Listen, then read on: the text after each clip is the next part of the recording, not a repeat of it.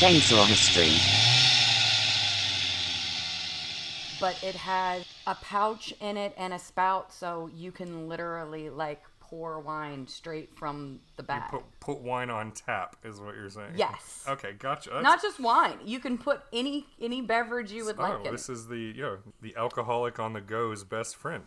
I know, and I'm not going to Dragon Con this year, and it would have been perfect. I know, well. But speaking of emergency room visits, Ooh. our story starts with one today. But first, let's introduce our little show. This is Chainsaw History, the history podcast where we take people admired by many and we talk shit about them for an hour or so.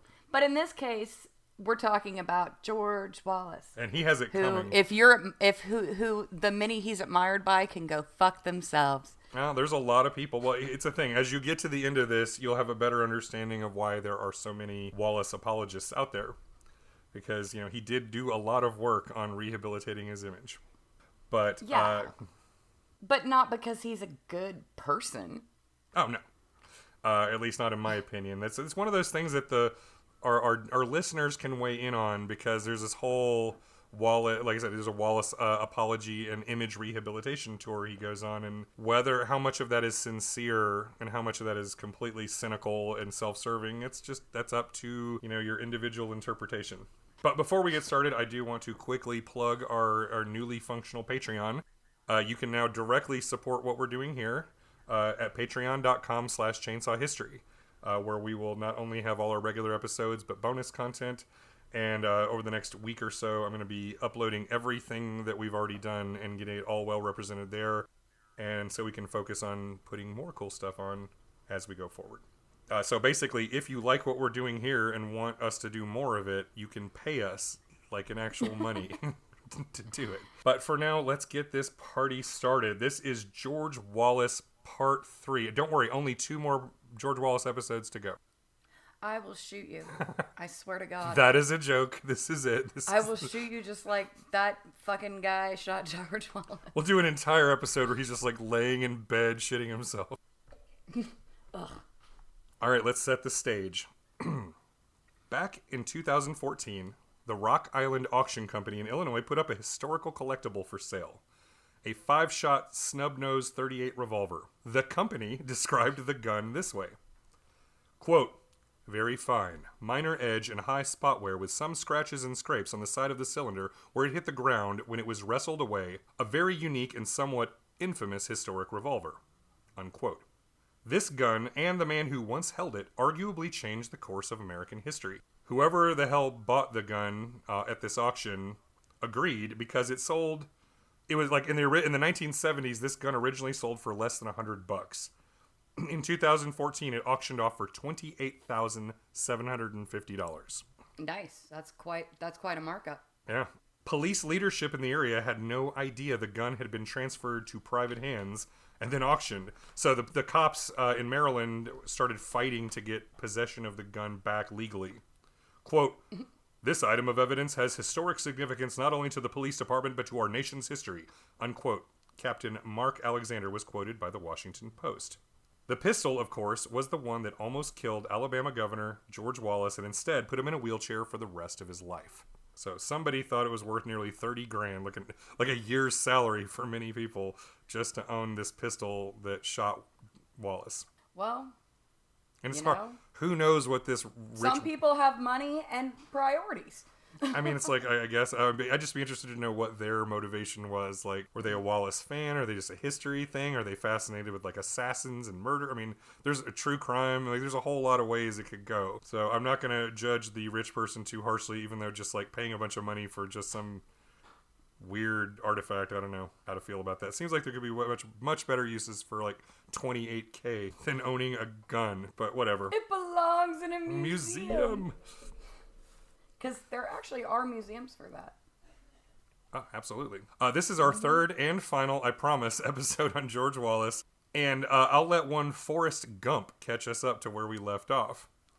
A few years later, that angry little man at the schoolhouse door thought it'd be a good idea and ran for president.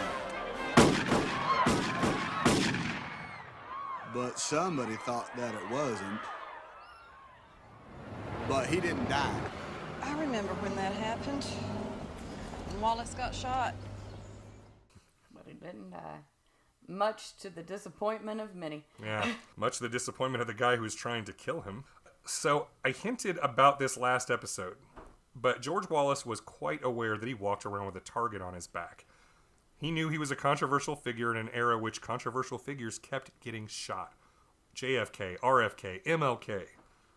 Good news is Wallace had no Ks going on. I mean, the KKK. Yeah. He was He big. had 3 of them They going had on. a lot of fans there, that's for sure. He'd already inspired violence against others with his words, and he talked about possible assassination attempts while out on the campaign trail. The amazing irony about the Wallace shooting on May 15th, 1972, was that his would-be murderer didn't care any more about George's politics and messaging than George did himself. They both did it for the same reason: attention. That is so sad. And Yeah. so gross. So let's continue our break from talking about Wallace and instead focus on a guy named Arthur Bremer. From the modern hellscape we currently live in, most of us know what an incel is, an involuntary celibate. But unlike, say, an Elliot Rodger, Bremer did not take his frustration and rage out on women. He was an unremarkable loner in his early years, and he claimed, probably accurately, that no one ever noticed me or took an interest in me. He was terrible at conversation, had a weird laugh, and generally creeped people out. At one point, he was demoted from his high school job as a busboy in an athletic club and asked to work in the kitchen because customers complained about Bremer muttering to himself. So, like, you're trying to eat your pricey dinner at the club, and then some weirdo busboy, I'm gonna fucking kill them all. I'm gonna shoot them. Who knows what he was saying or what talking about, but, like, that's kind of unsettling. Sounds like the poor guy needed some meds. Well, yeah, I mean, very clearly he was disturbed and also just, he was, and it's very, possibly, could have been neuroatypical. He didn't interface well with other people. So, Bambi, I'm going to show you the mug shot of Arthur Herman Bremer, and I'd like you to describe him for our audience. So, if you can look at your phone for a second and see if you can get a look at this guy. This is the face of our cold-blooded killer. Right after he got arrested. That kind of tracks. He weirdly looks like if Ted Bundy and the Golden State Killer had a baby. Yeah, he's got that kind of soft chin, glasses, kind of wavy blonde hair. I mean, if you had to, like, put him in a lineup with some people from the 70s and say, pick which one's going to be a murderer, I might have picked that dude. Bremer had precisely one attempt at a relationship with a woman. According to David Montgomery of the Washington Post, quote, when he finally got a girlfriend, she was 16, he was 21. Soon his quirky, intense behavior became too much for her. She later told reporters she was embarrassed by the way he yelled and stamped his feet at a Blood, Sweat, and Tears concert. She broke up with him. Bremer was devastated. He shaved his head to get her attention and considered suicide, he wrote in his diary, unquote. So, this teenage girl dates a 21-year-old guy. He's an idiot. He's a weirdo embarrassing her at a concert, and she's done with it. And then he shaves his head as part of his bid to get her to win her back, because that always works. I mean, how many times? Who among us hasn't shaved our head to win back the affection of a loved one? It's the the Britney Spears school of having a breakdown. You know what? Except she stopped. She stopped with the head shaving. You leave Britney alone, motherfucker. We'll throw down. You know how I feel about Britney Spears. It seems this is the rejection that set him down a dark path. In January of 1972, he quit his job, bought a .38, and sometime in the spring, he opened his diary and wrote the following. Now I start my diary of my personal plot to kill by pistol either Richard Nixon or George Wallace. How will the news associations describe me? An unemployed painter? An unemployed part-time busboy? A college, still can't spell it, dropout. I have it. An unemployed malcontent who fancies himself a writer. Unquote. That's straight from his lunatic diary he was keeping this whole time. Oh, fuck. So really what you're saying is he should have gone after Nixon. Well, Nixon, here's the thing. Who Bremer killed was less important than the chance to succeed. His first choice was actually Nixon. who he stalked for weeks before deciding security would never allow him to get a close enough shot. And he's a self-confessed lousy shot. Like, in his diary, he mentions putting up a paper target, standing 50 feet away, and he couldn't hit it for shit. He was well aware that he was not great at this, and he needed to get really close if he was going to actually shoot anybody. So in Nixon's security, like, the Secret Service was not interested in letting anybody just walk right up to him. Yeah. He entertained the idea of going after George McGovern, but ultimately settled on Wallace as the ideal victim as time went on. On March 23rd, Bremer attended his first Wallace rally in Milwaukee, then made his way to New York City for another in April. And then, so it's like, over at this time, he wasn't actually, like, actively trying to kill him. He was just in the kind of predator stalking stage, just trying to see how things were going, scope out his target, and etc. And on May 4th, he declared to his diary that George would have the honor of being Bremer's target. Oh. After that, Bremer kept going to every Wallace rally he could get to. He wrote in his diary that he would have shot through the glass window in Kalamazoo, Michigan, but he was afraid he might injure some teenage girls. Because in his weird head, he's like a hero. He's not out to hurt anybody except his intended target. You know what? He doesn't want to hurt girls. He's all about shooting George Wallace and Nixon. So far, I'm for him. You might be a psychotic, weird little dude, but you know what? At least you're trying to direct your anger and hatred and psychotic tendencies for good. Well, sort of. So far, I'm more about this guy than I am George Wallace. Except that he doesn't actually care about the fact that these people are evil. He only cares that they're famous and that killing them would make him famous. Well, whatever, Jamie. You can't have everything. All right, fine. He's the hero you needed today. He's the... Whatever. You know, this poor autistic, psychotic kid that obviously needed help. Most of these fuckers go out and kill women. He was just like, I want to kill Nixon or George Wallace. So far, I'm like, you know what? He might not have been able to look at a woman directly enough to shoot her. But like I said, he wasn't interested. Like I said, he wasn't angry at women. He was sort of angry at the world. Like, his diary really paints a picture like the world passed him by and didn't give him the attention. So it wasn't focused on that. And that's why the idea was to punish the world, to take out somebody important and put his name out there, you know, that he would matter. But on May 14th, Bremer made his way back to Maryland for the final time. The next day, he was photographed at the first rally in Wheaton, Maryland, wearing red, white, and blue and sported a Wallace in 72 button. The crowd was rowdy, and Wallace decided not to go shaking hands in the crowd. Like, yeah, this was the really rowdy crowd, like Cornelia described it in interviews. Like, that first rally of the day, there was a lot of protesters, there was a lot of just agitated energy. So Wallace passed on going out and meeting people. So Bremer wasn't fazed. He just got in his car and drove to the next rally in Laurel, Maryland, scheduled later that evening. In his diary, he wrote, "I have to kill somebody. I'm one sick assassin." Bremer was in the front row, clapping and cheering as George spoke. And when the governor stepped down to shake hands with the crowd, Bremer got less than 2 feet from George before squeezing off all 5 rounds. According to biographer Jeffrey K. Smith, quote, 38 caliber slugs tore through Wallace's right arm in 2 different places. A third bullet struck him in the left shoulder. Another shot penetrated his abdomen, perforating his stomach and intestines, setting up problematic post-operative infections. The final bullet entered his right rib cage and lodged in his spinal cord, resulting in paralysis of the lower extremities. 3 other people... I hope it hurt. Oh, it did. And it not only I hope it hurt a lot. I hope it hurt a lot for a long, long time. It not only hurt, it hurts for the rest of his life. This is... Oh, good. Oh, this is... really bad for George. Hero happy moment. Yeah, except he wasn't the only victim. 3 other people were wounded as bullets flew right through George.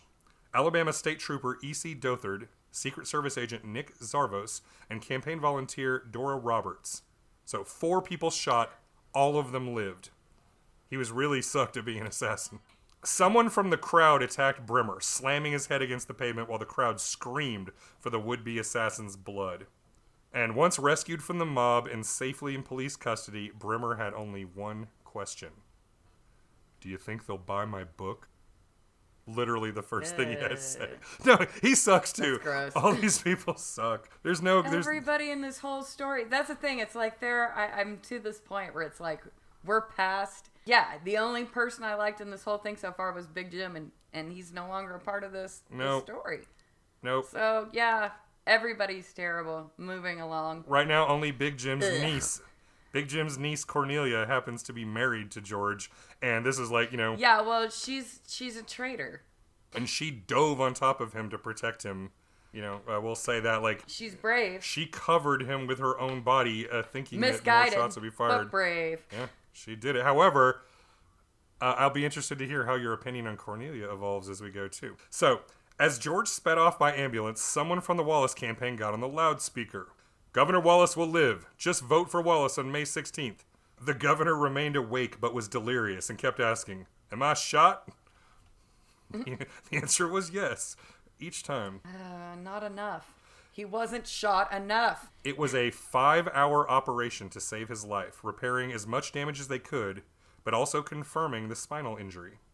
Only 5 hours. Well, but this That's is the initial surgery. He has many more over the course of years, but this is the first one just to get the bullets they can get out and stabilize him was a 5-hour surgery.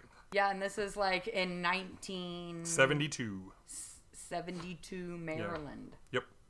All right.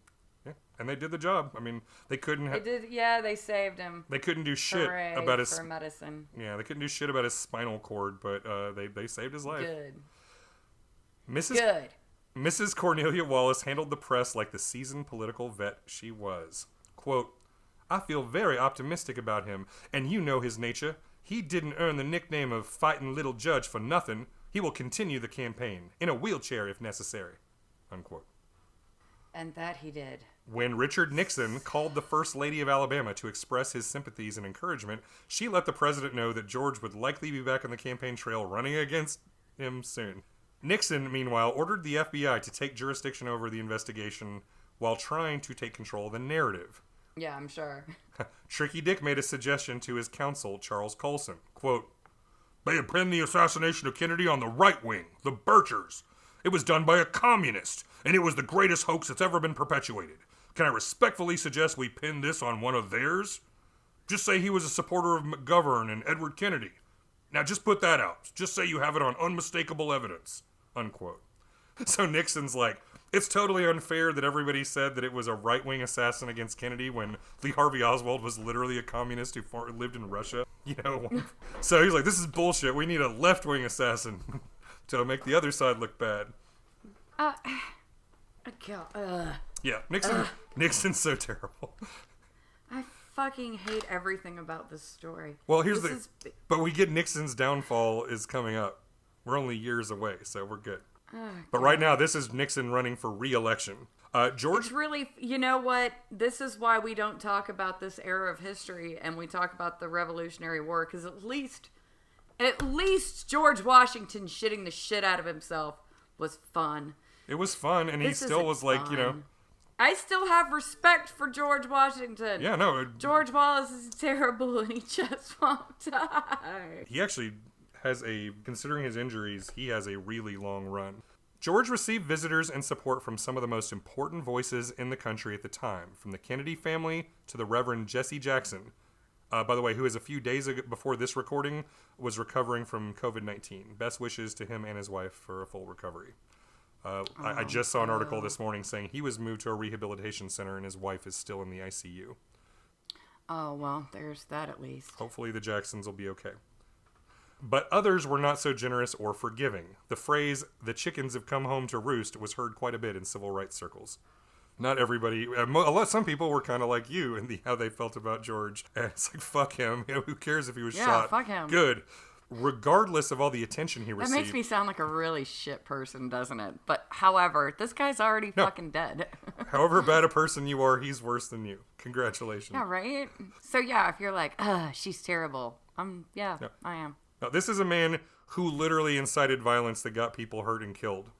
So, children. Don't forget the children. Little girls died, not directly because of him, but he was a piece of the puzzle. And I'm sorry, you have to be willing to give George his fair share of responsibility for that. So anyway, regardless of all the attention he received, George was dealing with the harsh reality of his situation.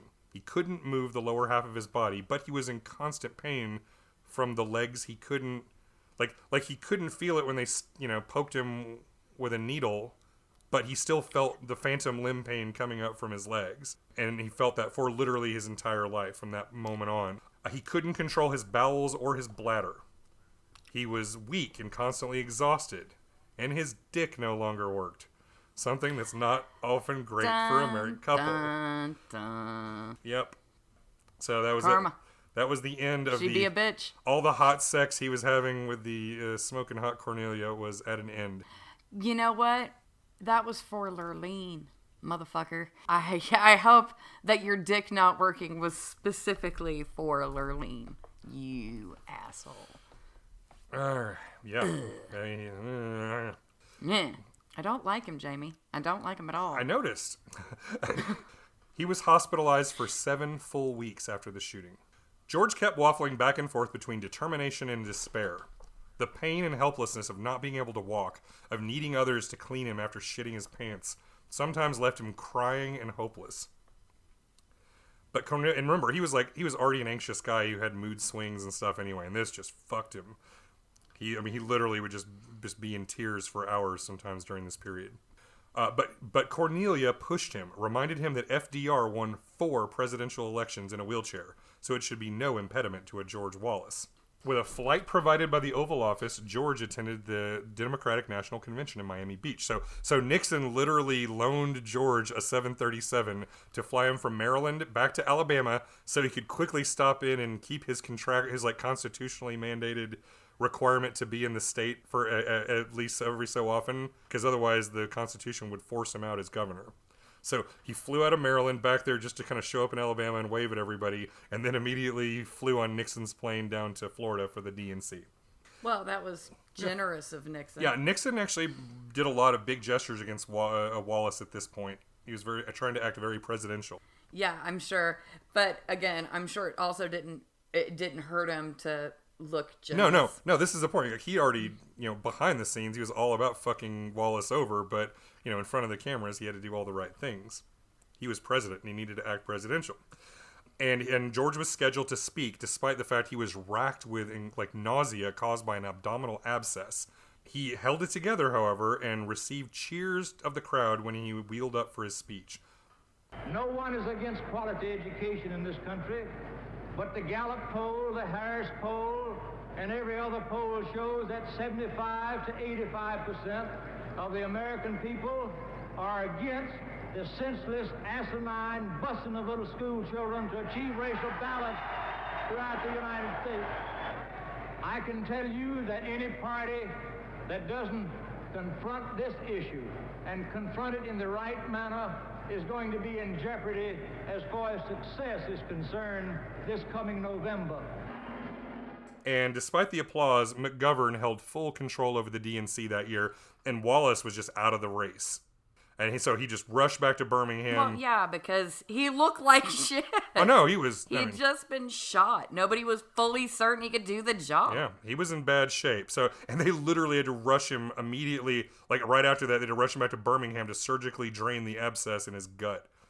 In less than 100 days from getting shot, George had 5 surgeries alone just from abdominal wound infections. So he's just constantly getting these horrible infections that had to be drained in order to keep his ass alive. But it worked. Well, yeah, because abdominal infections are really dangerous. Mm-hmm.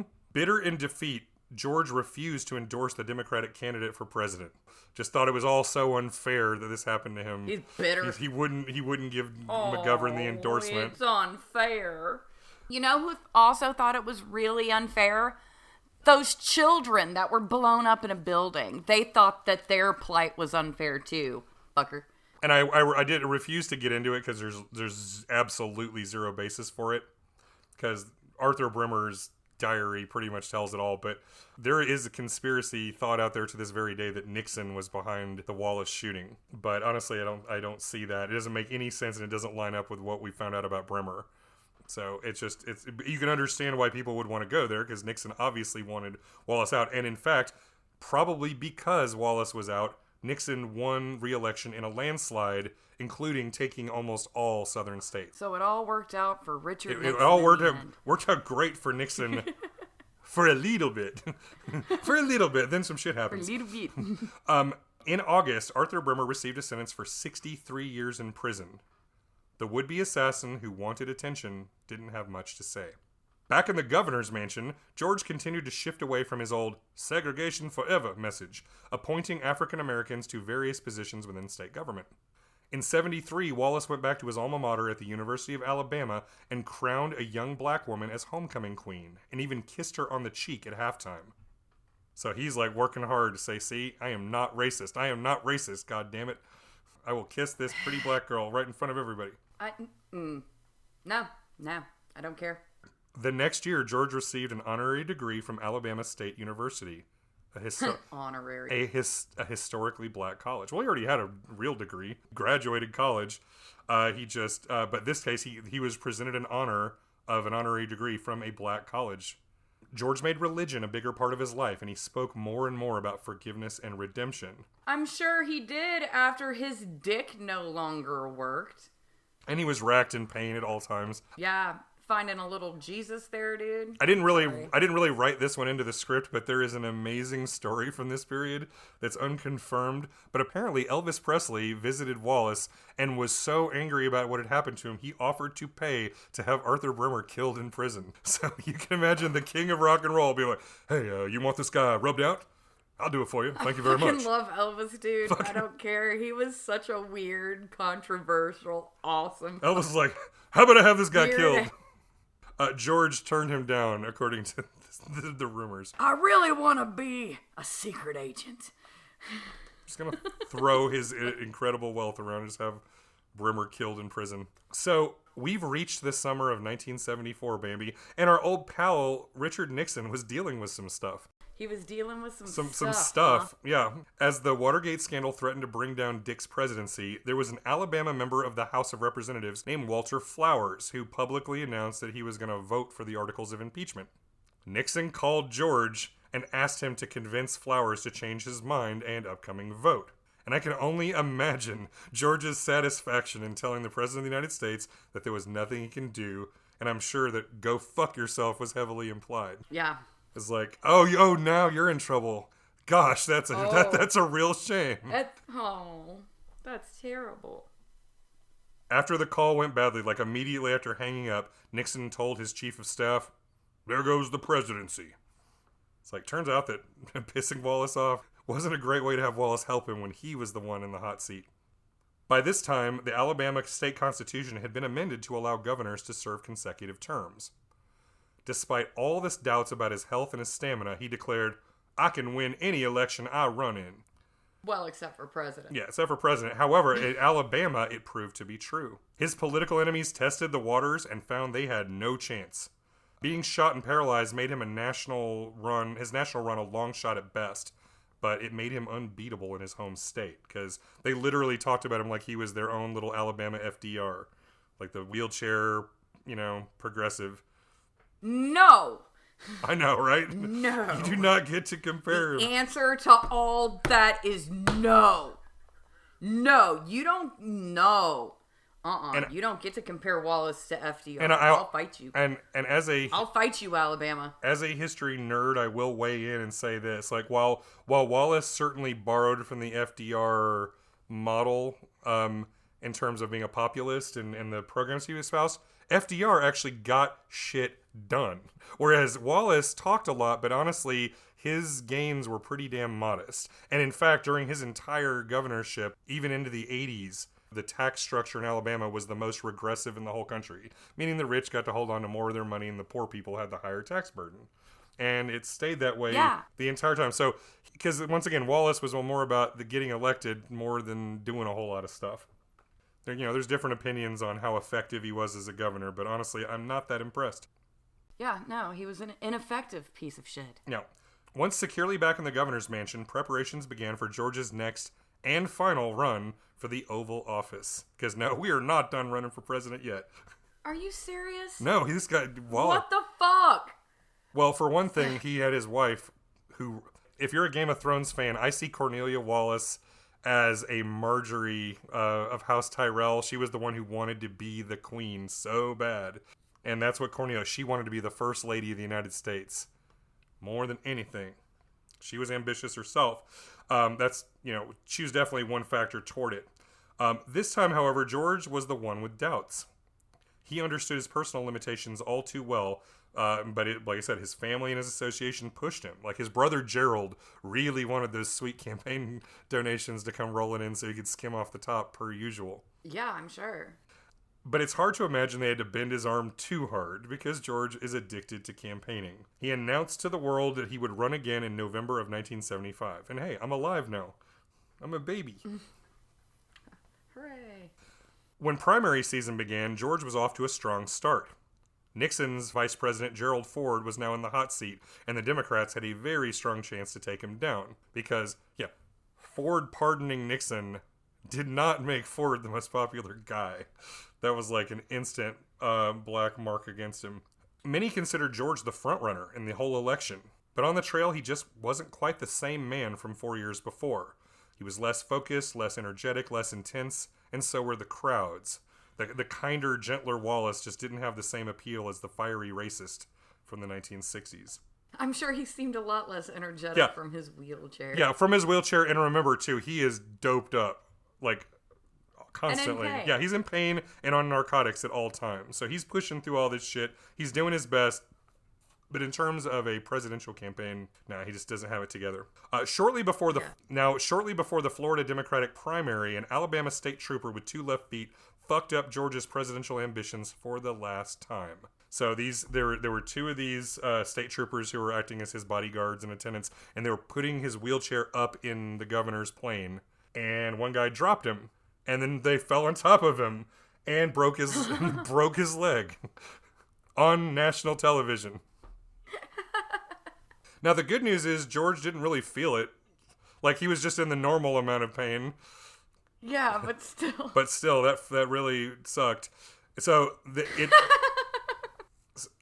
for all attempts at showing that George could be strong and wasn't vulnerable, like that image of him being dropped and laying on the ground just killed that. It's like the nation saw Wallace as a vulnerable cripple, an image that wouldn't jive with the public's perception of a strong American president. Which FDR, by the way, did not do. Half the time you saw him, he was standing at a podium. Well, that's the thing. Yeah, they kept comparing him to FDR, but FDR existed before television and with the press completely on his side and willing to hide his condition.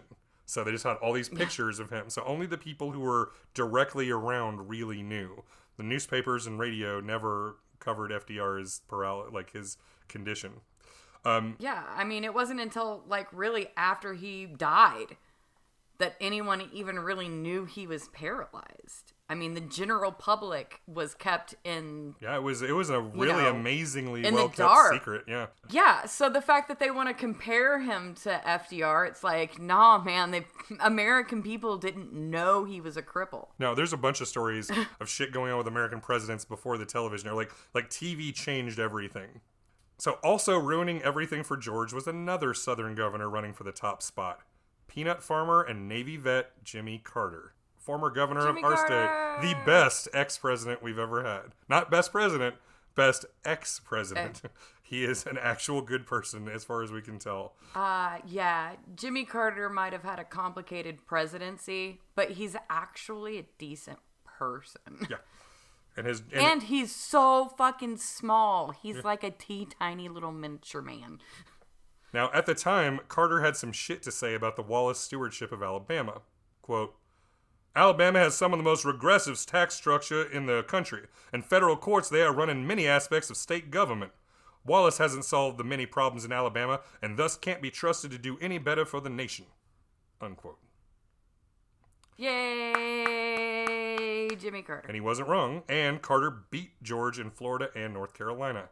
Now, in Wisconsin, some protesters showed up to a Wallace rally sitting in wheelchairs and wearing masks meant to look like Arthur Bremer, which is, damn, that's cold. Okay. They're like, these guys wheeled in wearing assassin masks, sitting there in wheelchairs just trying to fuck with him. I mean, it's funny. It's not very nice, but it is funny. That's a weird... That's a little harsh. That's a weird protest move. In June, George... That is a weird protest move. I will make fun of your paralysis. In June, George formally withdrew from the race and gave a weak endorsement to the Georgia governor. And, of course, Carter won the national election. I remember our dad always said he didn't vote for Carter, he voted against Ford. Because, once again, pardoning Nixon was the unforgivable sin. Now, if this wasn't enough for George, his second marriage ended, and it was ugly. He was constantly accusing Cornelia of fucking aides and bodyguards. And meanwhile... Which I'm sure she might have been. She might have been. You know. And meanwhile, she found out that he was, on the phone late at night with ladies and ex-girlfriends and stuff. And so she tapped his phone and got tapes of these conversations he was having and planned to use them in court to get a nice divorce settlement. But George's people managed to get a hold of the tapes and dump them in the river. So this is just the most ugly, nasty bullshit as usual. So basically, he was talking out of his ass, and she actually managed to get proof of his emotional affair. No, we don't know if she was fucking anybody else, but we absolutely know that he was having emotional affairs, but he got his goons to steal the evidence so that it couldn't be used in court. Because once again, this is George fucking Wallace we're talking about. Damn it! I wanted her to win. Well, yeah. So their once beautiful marriage ended with an ugly legal battle and only a $75,000 cash settlement for Cornelia. That fucking sucks. Yeah, she got boned. None of this story even gets any better. Oh, let's keep going. Just keep plugging away at it. Now, in case you didn't get a sense of Cornelia's own ambition, she immediately decided to follow in Lurlene's footsteps and run for governor of Alabama herself. She finished dead last. Wah, wah, wah. But you know what? Fuck her. I'm not her fan. She wasn't a good person either. No, she sucks. She just wanted to be first lady, and then when that wasn't enough, she's like, well, it worked for Lurleen. Maybe I can be governor. No. Yeah, that's not how government works. Lurleen shouldn't have even been president. When they elected... Governor. Anything. When they elected Lurleen... They elected Lurleen just to have George be the real governor, the one actually making decisions. So George was politically finished, right? He couldn't serve a third consecutive term as governor under the state constitution. So as of 1978, he had to decide on his next move. Then a retiring Alabama senator 1978, so I'm alive now. Yeah, you're alive. You're a baby. I'm a baby. So a retiring Alabama senator provided Wallace an opportunity if he wanted to run for election. He turned it down. Really? Yeah. Finally turned a rundown. Yeah. And then, only a few weeks later, the junior senator from Alabama, Jim Allen, had a heart attack and dropped dead. The governor offered George the appointment, so he wouldn't even have to run. He could just instantly become a senator for the state of Alabama. Again, George said no. Yeah, because he didn't want the work. The running was the fun part. Yeah, well, that's the thing. We can speculate on the reasons, but George didn't want to be a senator. I mean, it could just be that after so many years of being the top guy in Alabama, that being a member of the legislature, even at the federal level, might have felt like a step down. Like just being one guy in a room with 99 other people. Having to do work. Yeah, having to do actual work, well, in actual theory. work. He doesn't actually like to do the work. He likes to campaign. So if he turned down the campaign, then of course he would turn down the actual job part of the job. I mean, but before we criticize George too harshly, let's remember we have lots of senators in office right now who don't do jack shit. What? No, they all suck. I mean, that's the thing. I mean, we know how badly George Wallace sucks, at least at this point, Anyone else we could get in there would be better just by default. Yeah. So who knows, but for whatever reason, George retired from politics. Hooray! Or did he? Oh my God. He took a position with the University of Alabama in Birmingham. Remember, they're the ones who removed his name from the PE building earlier this year. But he was working basically as a fundraiser. He was very good at raising money, and so he got a lot for the university. Now, one surprising development, in March of 1981, People magazine revealed that the 61-year-old paralyzed former governor was engaged to a 32-year-old country singer named Lisa Taylor. So Lisa was a chick, she used to entertain, she was like one of the singers and entertainers at Wallace rallies for years. So she'd been around George a really long time. So he got engaged to her. She is literally like almost 30 years his junior. Sounds about right. Now his ex, Cornelia, was a bit salty about this engagement. Now, lots of Alabamians no longer thought of the former First Lady in a positive light after the public and bitter divorce. But she claimed she wasn't simply trying to wreck his new romance. Her quote in People magazine, quote, "I have not given up hope of a reconciliation. I made a commitment to be a wife, and that's what I really want to be, unquote. Oh my God. I'm not trying to fuck this up. No, she's not a good person either. These are all bad people. Everybody just sucks. There is nothing good in this story. Meanwhile, poor Big Jim is still alive, but just drinking himself to death, and he's like... I don't even want to talk about Big Jim. It breaks my heart. Yeah, we talked about him last week. Oh. Now, the article by Joyce Leviton, this is People magazine, was a bit cynical as to everyone's true motives. Quote, "You don't say." Cornelia has lost many of her sympathizers in Alabama, but the suspicion there is widespread that George's new love match was made to serve his ambitions and Lisa's. Around Montgomery, it is taken for granted that Wallace intends to announce a 4th term as governor this year, perhaps on July 4th, and that a pretty down-home bride would therefore be an asset. Unquote. Now, George never described his courtship in a positive light. He'd known Lisa Taylor for years from the campaign trail, like I already said, and he was quoted as saying, "She started calling me as soon as my divorce with Cornelia was final. I finally gave in." And they say romance was dead in the 80s. Oh my God. I gave in to that bitch, whatever. I married her. It's like, dude, you're a paralyzed old man and a cute young woman wanted to marry you, and you're bitching about it. Now, that was after his divorce from her, though, by the way, so that's him talking bitterly later. Completely out of his ass. Oh, okay. Yeah, his attitude was probably much different at the time. That was not a contemporary quote. Now, the prediction that George would run for governor again in 1982, it turned out to be dead right. Because this is George Wallace we're talking about. So yes, guess what, Bambi? We're going to talk about a 4th Alabama governor campaign. All right. Okay, George, let's just get it done. Yeah, we're like getting ripping there. a Band-Aid off. He's 61 years old at this point. George no longer spoke with passion and energy. He was physically weak and partially deaf and constantly on narcotic painkillers. But by now, he was a well-known figure with generations of Alabama voters on his side. His Democratic opponent reminded everyone of George's racist history and managed to make it an electoral fight.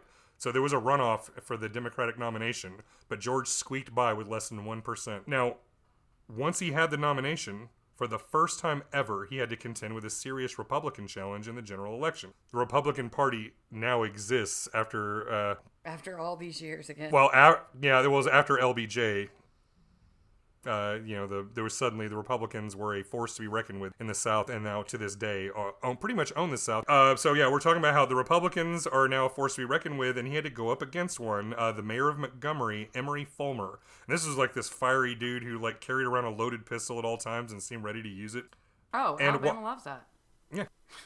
And while George and the mayor were both like law and order conservative candidates, Fulmer was a Republican, so he was 100% against government-funded social programs, while George stayed on his populist message of wanting to help, like funding for education, improving roads. He still wanted to help poor people. Yeah, he wanted to make changes to the prisons and mental health hospitals, and ultimately, that is how George Wallace won election in November of 1982, receiving over 90% of the African American vote.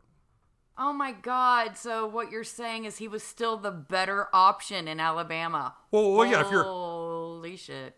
Well, put yourself in the place of a black voter in the early 80s in Alabama. I totally get that. I mean, between the fucking I don't want to do shit for you Republican, or at least the racist Democrats, like, but poor people.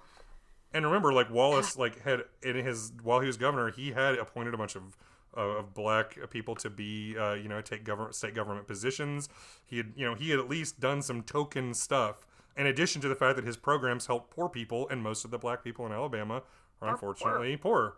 So George spent a lot of his time as governor in the 80s in bed and on drugs, knocked flat by constant pain and other difficulties made by his injuries.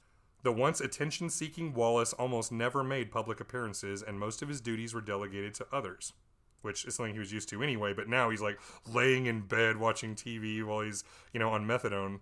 To fight against the echoes of segregation forever, he appointed over 100 African Americans to positions throughout the state, including a black man named Norman Lumpkin as the governor's press secretary. So literally the guy speaking for the governor's office was a black man. So once again, credit where it's due. He is putting black faces out there in government for representation and recognition. So now, Bambi, this is going to come as a complete shock, but The third Mrs. Wallace found that being married to an impotent, drug-addicted paraplegic 30 years older than her was not the smooth ride that she was expecting. So she's not bright. She's not super happy about how she wanted to be married to George. And you understand, too, that she was different than Lurleen and Cornelia in that she really wanted to be Mrs. Wallace, but she actually didn't want the attention that came with being the First Lady of Alabama. And she didn't want anything to do with public appearances. So, like, Lurleen kind of reluctantly went along with stuff that George wanted to do, and Cornelia was, like, all about the spotlight. This bitch was like, leave me alone. I was just a singer. Yeah, she literally wouldn't even go with him on his very rare public appearances. And eventually, she moved out and filed for divorce. And this time, there were no younger women waiting in the wings for the old crippled governor. That was it. 3 marriages. So yeah, cool. Yeah, he's alone at this point. You're gonna die alone, dude. Die alone. So, as the 80s rolled by, it was time for George to make a decision that once would have been no decision at all. Whether or not to mount another campaign to remain governor of Alabama. Despite being completely fucked up by age and Arthur Bremer's bullets, George still enjoyed an incredible amount of support in the state, and most people think he could win re-election in a landslide. So, in April of 1986, George visited the state capitol to deliver an important announcement. In his pocket, he had 2 different speeches, one going over his re-election bid, the other declaring George was retiring from politics forever. Here's how he ended the speech. I would like to be part of the future myself. During the past few days, I have done much evaluation and much soul searching. And some of you younger may not realize that I paid a pretty high price in 1972. Those 5 bullets gave me a thorn in the flesh as they did the Apostle Paul. And I prayed that they should be removed, but they were not. I realized in my own mind that all I'm doing very good at the present time. As I grow older, the effects of my problem may become more noticeable. I feel that I must say that I've climbed my last political mountain, but there's still some personal hills I must climb. But for now, I must pass the rope and the pick to another climber and say, climb on to high heights, climb on till you reach the very peak. Then look back and wave at me. I too will still be climbing. My fellow Alabamians, I bid you a fond and affectionate farewell.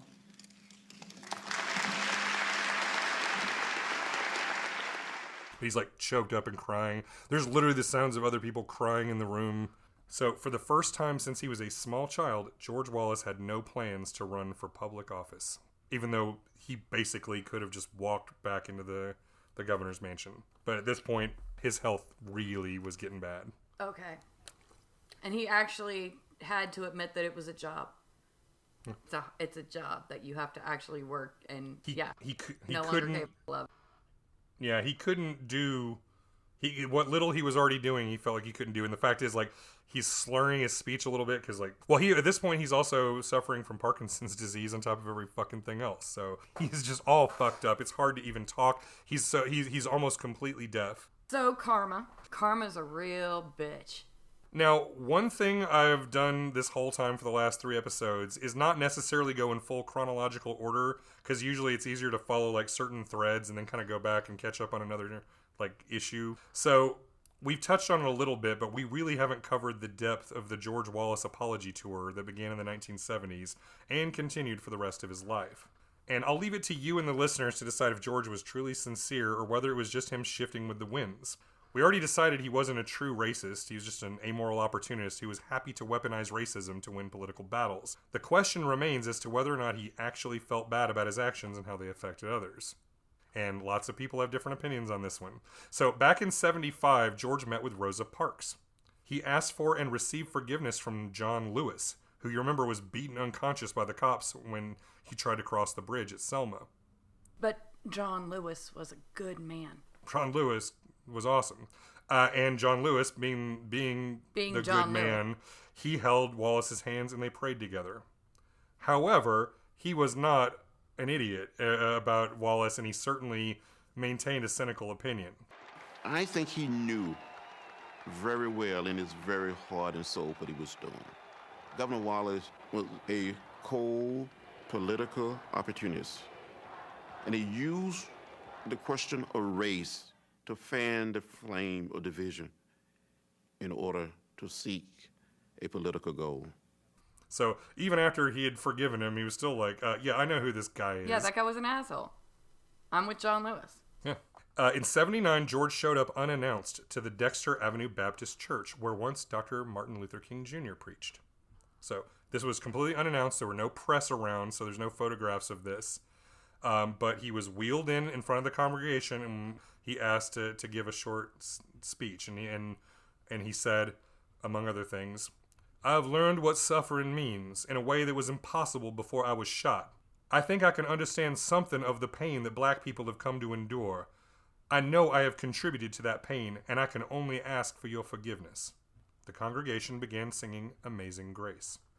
So again, he's saying and doing the right things, but it's hard to tell like where his heart was really at this point. And again, that's very, very possible that after, being in constant pain and losing 3 wives and, basically... And then realizing it was all for nothing. Yeah, and all he's doing now is suffering and dying alone. Yeah, I'm sure that there was a little come to Jesus in Sure. that. I'm sure there's a lot of sincerity in that. However, there's And the again, other argument, which is that... Jesus might forgive him. And I'm so glad that nice, good Christian people out there would forgive them with their hearts. I am not a good person. I think he's a fucking jackass. Yeah. And the cynical way of looking at it would be that, once he could no longer serve and run for office, the only thing he had left was his legacy. So, it was like he wanted to make sure that he was remembered well after he was gone. That's why, like, something like, getting his name taken off the PE building this year would have really upset him, because honestly, I think that was a huge component of this whole thing, was that he wanted to burnish the way people remembered him. So not everyone was having it with the kinder, gentler George Wallace. Remember Frank Johnson, his old college buddy who became a federal judge that was enforcing the guy school who was integration? like, fuck that guy, fuck that guy, and fuck that remember guy. how George kept calling him all those names, like scallywag and race mixing Carpetbagger bastard. and all that shit. Yeah. Frank refused to meet with or even speak with George. When Wallace managed to get Frank's wife on the phone, she was pretty direct. If you want forgiveness, get it from the Lord. You also might... Now, do you remember the amazingly named Wallace campaign staffer from last time, Tom Turnipseed? Yeah. So as he grew older, because he was just a kid when he was working for Wallace initially. So as he grew older, he turned his back on the Wallace ways and became a dedicated activist for civil rights. And he had this to say, quote, "I don't know if he was sincere. How do you get into a man's heart? He apologized somewhat, but what I really wanted him to do was become an advocate for racial justice, which he never did do. Hell, what we did, what I was involved in, and I helped carry out, deserves more than an apology," unquote. So there you go. So Turnipseed was like, if you really wanted to then turn do things around, good. you needed to do something, not just say the right things. And Yeah, and one thing, Wallace, he appointed black people to positions. He did, he kissed the homecoming queen. He did a few of the right things, But but he he didn't didn't actually do anything. Yeah, he didn't push legislation. He didn't prop up black political candidates. Nothing like that. He didn't do, like everything else in his life, it was more about imaging and message than doing the actual work. Yep. So fuck that guy. Fuck that guy. Once he was out of the governor's mansion, George spent most of his time at home and in bed, watching TV, with 2 black men working as his home health care and life assistants. They fed him, moved him, cleaned him, dosed his medications, and lit his cigars. And they were getting paid, so, I mean... Yeah, it was a that job. was their job, and, the fact that they didn't murder him. It feels gross just that 2 black people were It waiting is. on him hand It's and very foot fucking gross, George Wallace. But you know changing- what? The fact that, and again, the fact that the one thing, it's people that are good. Yeah, they were having to, change his diapers and light his cigars. Yeah, healthcare workers were fucking taking care of him despite the fact that he was a complete and total piece of shit. Good for you. I'm married to a healthcare worker that has to deal with some really lousy patients sometimes who are just verbally and sometimes even physically awful, and she still has to take it in stride and do her damn job. So, good for these guys doing what they needed to do. And once again, who knows? Maybe over time they really had a good relationship and liked him. Whatever, we don't know. But salute to healthcare workers. Almost completely deaf, George had to wear headphones with the volume turned all the way up just so he could hear the television at all. Journalists were asked to provide questions in writing because interviews were exercises in frustration, because it'd be like, oh, what? He'd receive visitors every so often from old friends or his family, but increasingly George spent his days alone except for those paid to take care of him. His main concern was his legacy, which is why toward the end of his life he opposed the production of a TV movie based on it. Yeah, I'm sure he did. George did not want the world reminded of the fiery racist Wallace of the 1960s, but ultimately there was nothing he could do to stop the production. He was not able to pull a You're Jay a public and Silent... figure, dude. No Jay and Silent Bob Strike Back, even though that would be an amazing movie where George Wallace rolls his way to Hollywood to try to stop the production. I'd see that movie. Starring Gary Sinise in the title role, the movie also featured Jodan Baker as Big Jim Folsom and a young Angelina Jolie portraying Cornelia. So if you want to go back and check that out, you got an early-ish Jolie role. Now I haven't seen it, but the 1997 film was nominated for and won quite a few awards. So guess it didn't completely suck. And Might I actually do be like worth Gary's... watching. Yeah. Apparently, several of the awards were for like best screenplay. So I think it was like a really well written piece with a good cast. So it might be worth checking out. I did see a couple clips from it where Gary Sinise was very challenging George. He even looks a bit like him when his hair is slicked back and wearing the suits. George's suffering only got worse with age. His paralysis got paired with Parkinson's disease. He was completely dependent on pain meds and almost completely blind and deaf. He died on September 13th, 1998 of septic shock, which is not a great way to go when your own blood has become poison. So, just like... gross, painful death. Yeah, he just kind of withered away and died awfully. And died alone. Just like Lurleen, the former governor's corpse was placed in the rotunda of the state capitol so 25,000 Alabamians could come and pay their respects. The Reverend Franklin Graham spoke at the funeral. He was the son of the legendary evangelical Billy Graham, who was also in poor health at the time, which is why Billy Graham couldn't come to the funeral. But Billy Graham took an extra 20 years to die, sadly. He focused on George's declared Christian faith for his eulogy and said, "I believe if the governor were alive, he would want to be remembered for this. Jesus Christ today, Jesus Christ tomorrow, Jesus Christ forever." Gross. He didn't think this through, did he?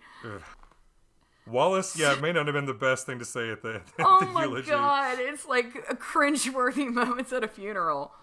Nice. Oh, that's horrible and hilarious. Wallace rests in Greenwood Cemetery next to his first wife, Lurleen. According to Fuck biographer... him. He doesn't get to be... He shouldn't be buried next to Lurleen. He But should he be buried alone somewhere by himself. He murdered Lurleen. You monster. But he's right there next to her, the only wife who's actually stayed with him.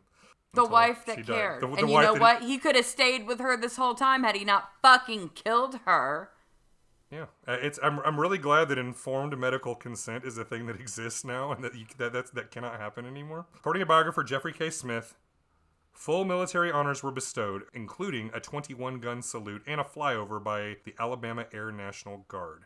So he had jets flying over his funeral. And No, I guns hate going everything off about and- his I hate everything about his funeral as much as I hated everything about his life.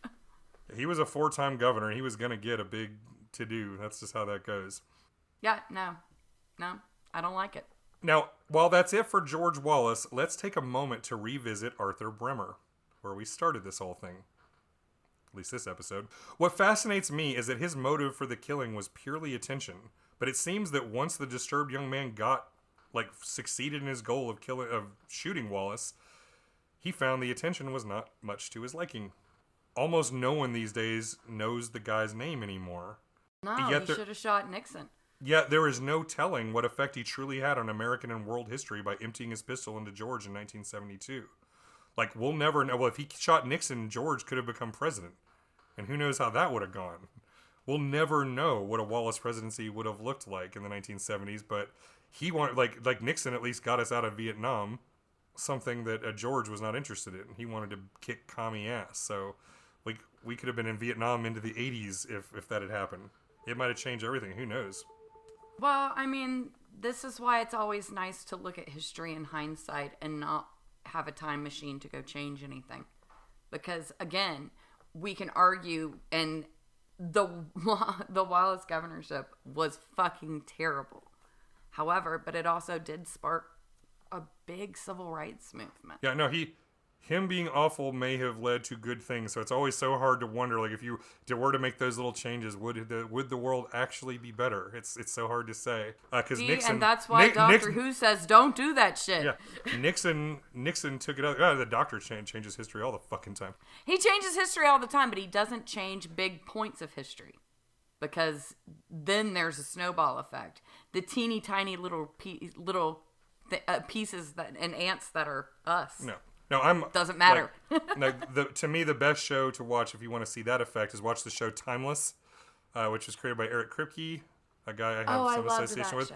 Remember, and that was one where, like, one episode they had to ensure the assassination of Abraham Lincoln because and it was hard, and she cried, and she even wanted to change her mind, and then it. But that's that perfect example. So, like, in your world, where, like, if you could have gotten Arthur Bremer to shoot Nixon, we could be in a completely fucked world right now. Like, who knows what would that have changed? But that's the point, is that Bremer, even though nobody knows who he is, he changed history in, like, a really big way. He knocked Wallace out of the equation nationally. Like, he stuck around in Alabama for a while, but we didn't get a President Wallace, and it was directly because of him, quite possibly. So there's that. So the idea of Bremer, a disturbed loner with a gun and a desire to be noticed, hit pop culture almost immediately. A writer named Paul Schrader was inspired by the shooting and wrote a script for a movie called Taxi Driver in 1976, starring Robert De Niro and a young Jodie Foster. Jodie Foster, the girl who encouraged that's what we're about to get into. So this is how weird this is. So listen to this weird thread of connection. So the Wallace shooting inspires the screenwriter for Taxi Driver. Taxi Driver includes Jodie Foster.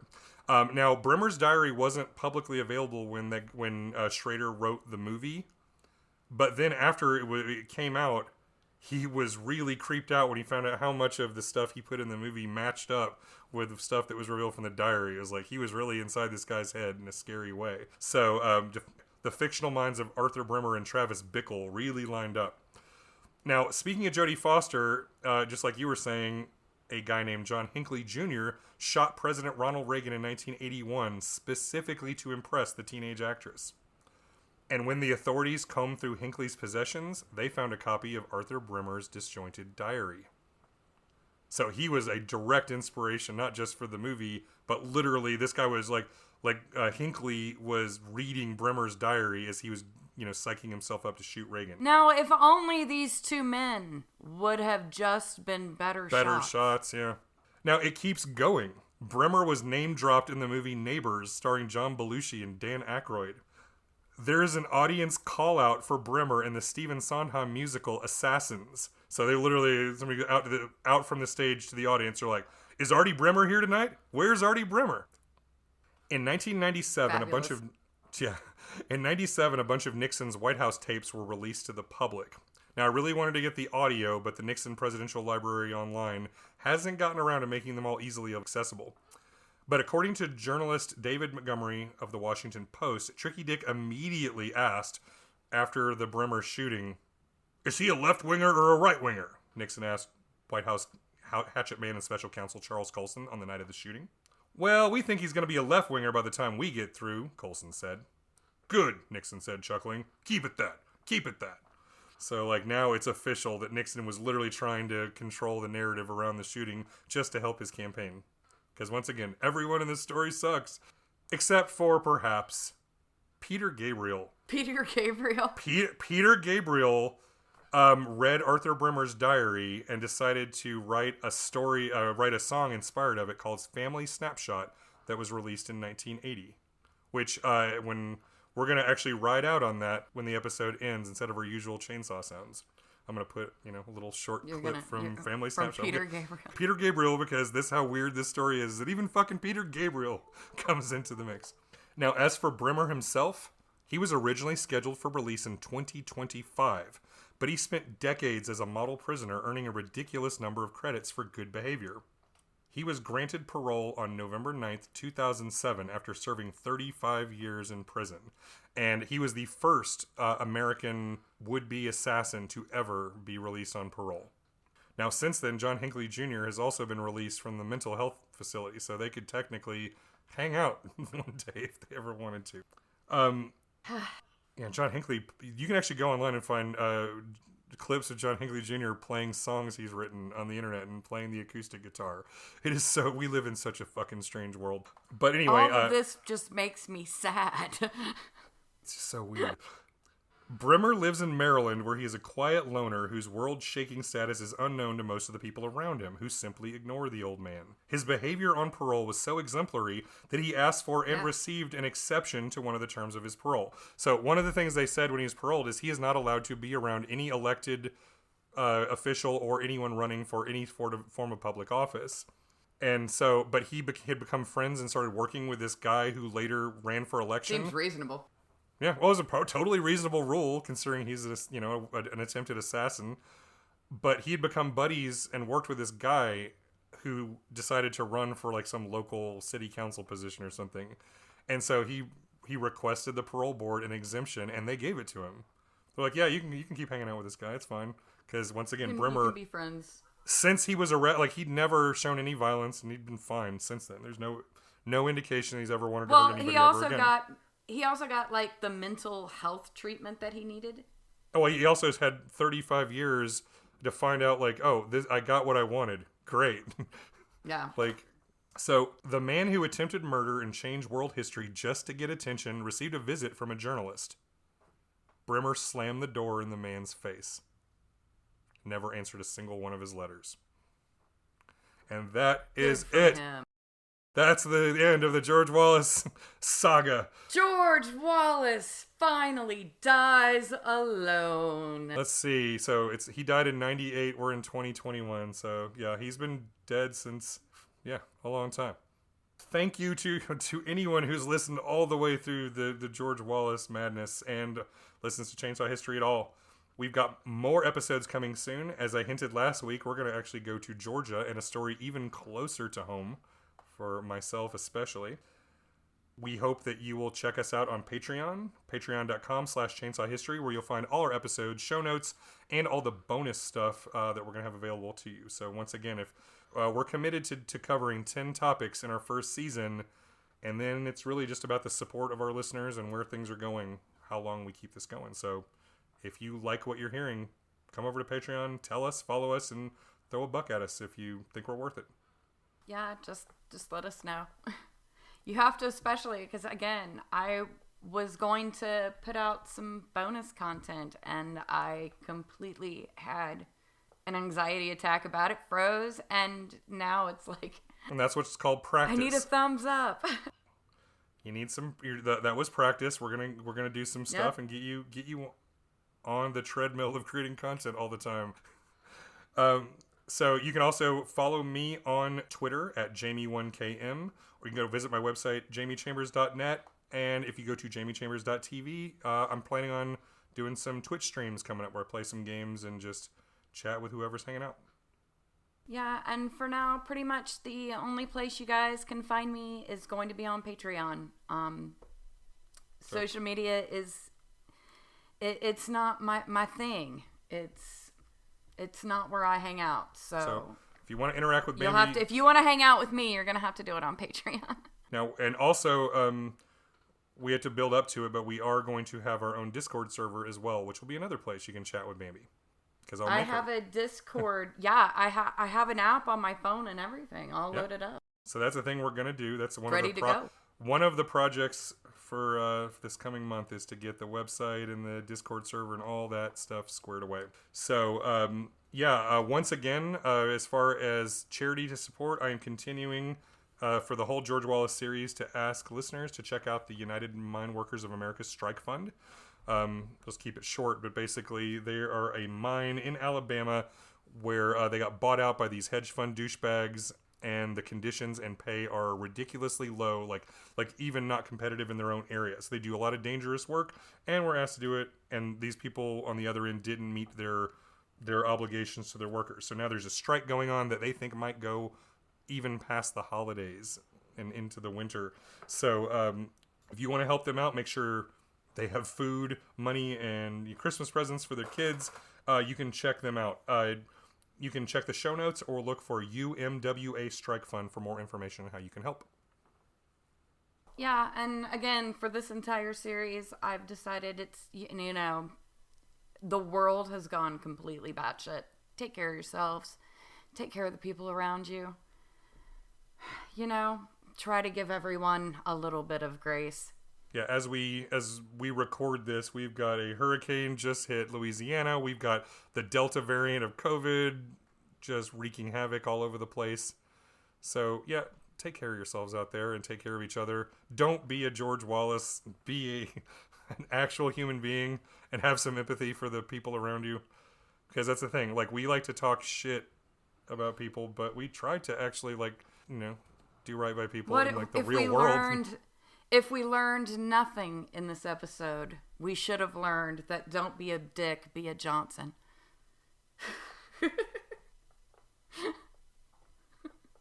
You're shaking your head at that one, Jamie. I thought it was pretty good. And with that terrible joke, we will ride out with some Peter Gabriel. Thanks for listening, everybody. Bye. The streets are lined with camera crews.